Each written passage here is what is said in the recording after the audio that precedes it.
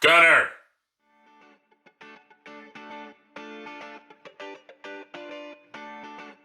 Hey guys, Carl here from Cultivating with Carl, and it's about midnight. I'm on my day off, and I work night shift. There you go. So it's kind of hard to do gardening while you're in the middle of the dark, and it's about 30 degrees outside. But what we are going to be able to accomplish tonight is we are going to start seeding our starts for the fall or the spring. So I went to my local big box store and picked up a seed starting kit, which is pretty amateurish, but it was the quickest way I could get going cheaply.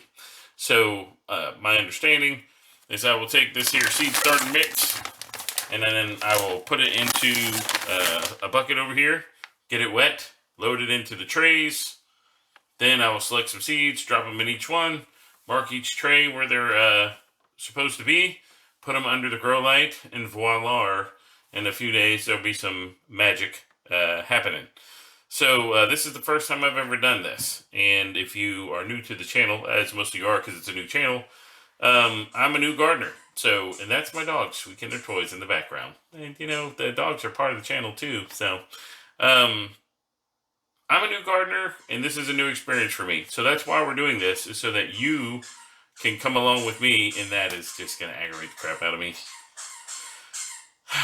God bless them. They're Dachshunds. And you know, Dachshunds are a special breed. Special education breed. I mean, they're something special.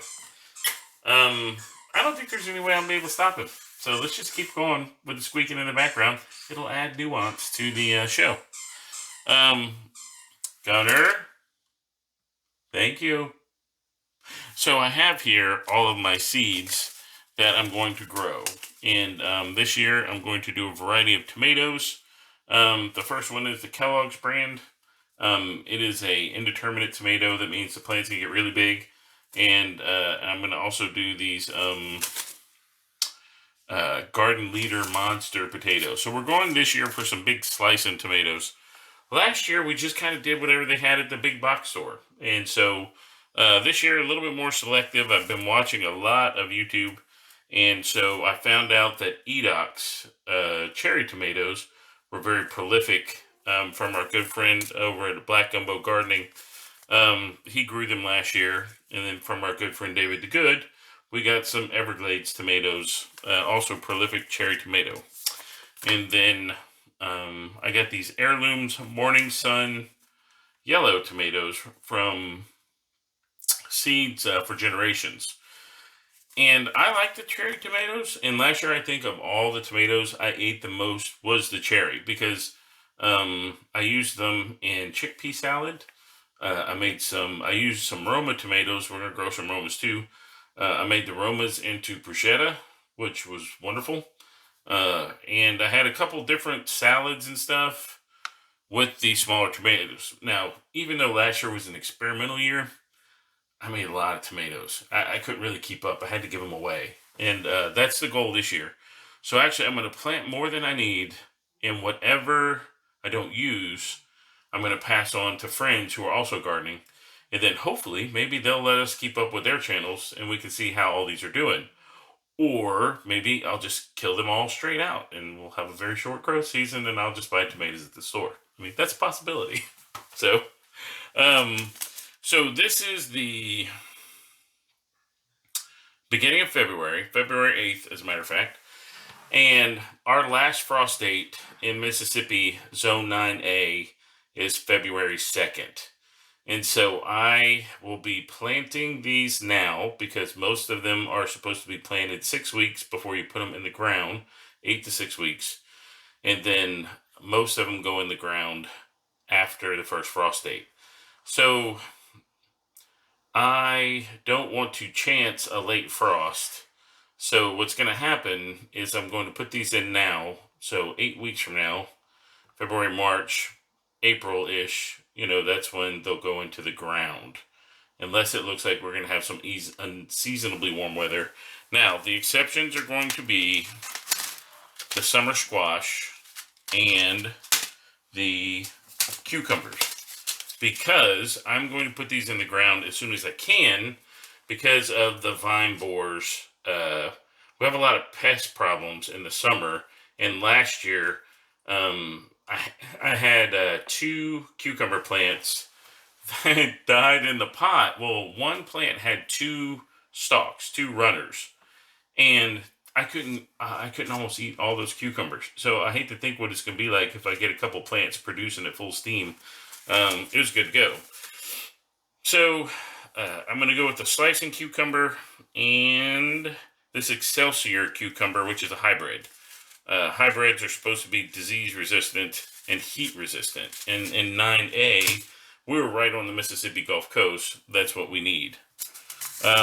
These are my peppers I'm going to grow this year. Different kinds of sweet peppers.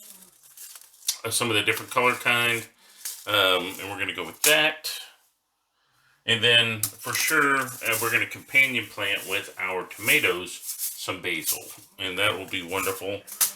In our later season crop, we may start some okra in this season, in this spring.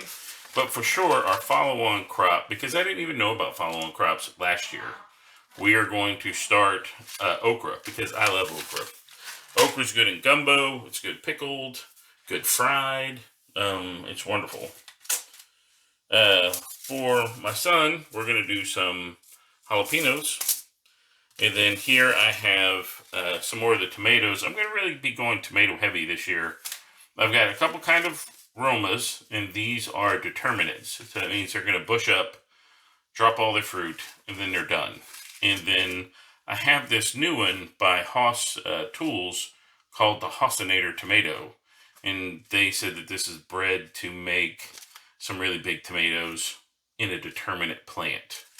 The other ones are indeterminate plants. And if we'll look back last year, well, I'm going to do a video kind of recapping what I learned in my first year of gardening. And man, let me tell you, I had one indeterminate tomato plant. It got like 9 feet tall. I had to get on a ladder to get the fruit off the top of it. It was crazy.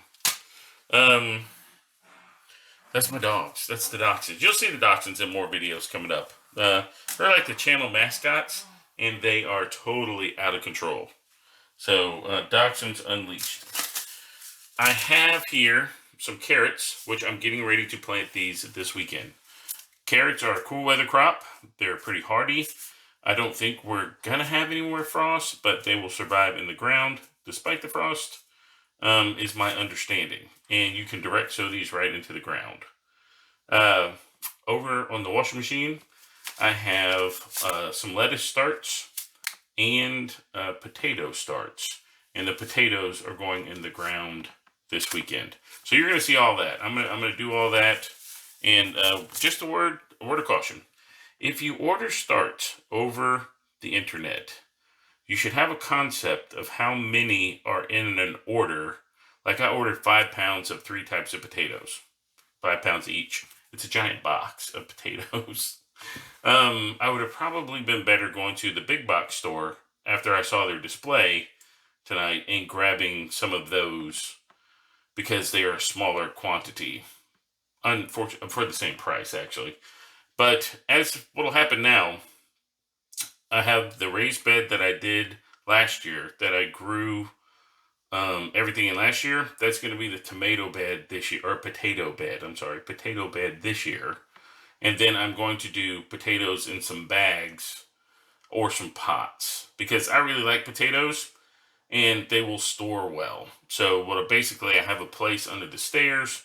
The temperature stays pretty constant. Once they're harvested, I'll harden them off and then bam, I'll put them in brown bags, store them in the dark. They won't chit or grow under there, and then I can just pull them out and use them as I need to. Or I'll just give them away. So that's about it. I have some of my other crops I'm going to do in the summer are some pole beans. These are supposed to be like heat-loving plants, so that's pretty cool. And I have some onions here. So that's it. I mean, that's what we're going to do. Shortly, I'm going to load this up and I'll shoot you some video. Maybe do a little voiceover talking about the process. I mean, there's plenty of videos you can go out there and see people how they start their trays. And essentially, saturate the seed mix with water, put it in your trays, put 2 or 3 seeds in each hole, put the humidity cover over it, put it under the grow light. Bam. And then once the seedlings pop up, they get their true leaves on, then you thin them out. And that's what we're going to do. Yeah, I think that's it. So let's get it started, and I'm going to throw some video of me doing that on here, and we can see this process. And at the end, we'll close out with some commentary about how easy or hard it was. I'm actually doing this in my house. Like, I don't have a greenhouse or anything, so this is probably going to be pretty messy. And that's how it's going to be. Here's one of the little terrorists right here. Come here. Up. There you go. Look at this. There's Gunner.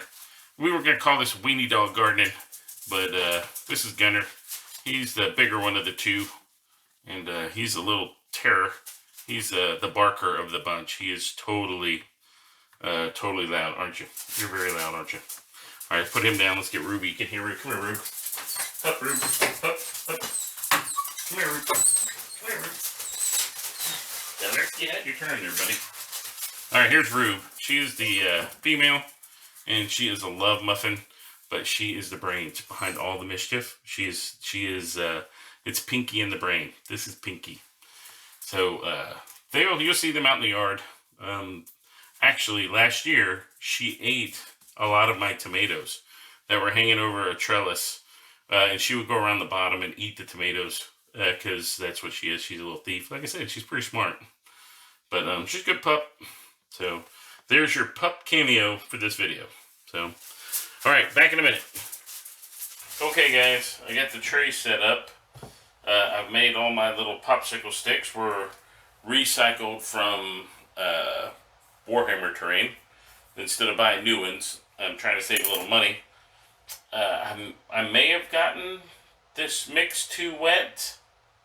I don't know. I've never done this before. So we're going to try it out. And if we fail, we fail. And we have time to do it again. And if all else fails, I'll just buy store-bought stuff. So the first one up is the Everglades.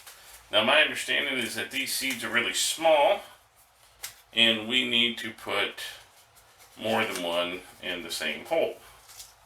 So here we go. Oh yeah, those are small. Ooh, those are really small. Alright. Everglades tomatoes. So we're going to push a little hole in with the eraser. Okay guys, there you have it. We've got all the seedlings in. We've got the humidity tray on. And now we just wait and see if we're successful. So these are experiments. A different way of trying. And tomorrow I have another set of seed trays that I'm going to try that have already built peat moss little plugs in it. So I'm gonna give that a shot and see what happens. So, we'll check back. This is a part of what we're gonna do on the channel. We'll check back, in a week, few days, see if we get some germination going. And if we do, great. If we don't, we'll figure out what we did wrong, and then we'll get back to it. And they haven't put the new seed starts out at the big box stores yet. So if all else fails, I'll just figure out what I did wrong, and I'll go get some starts at the store, and we'll still have a garden. So until next time, check back. Maybe we'll get back to doing. I used to do the Monday update last year on the garden, and maybe we'll get back to doing the Monday updates on gardens again. So until then, I got to come up with a catchphrase. Like, have a green thumb or something, eat all your veggies. I don't know. We'll figure something out, and then, it'll be funny. Whatever it is. It'll be catchy. But until then, signing off from Carl and the 2 Dachshunds, and a whole bunch of plant starts, and we'll see what we got. We'll catch y'all next time.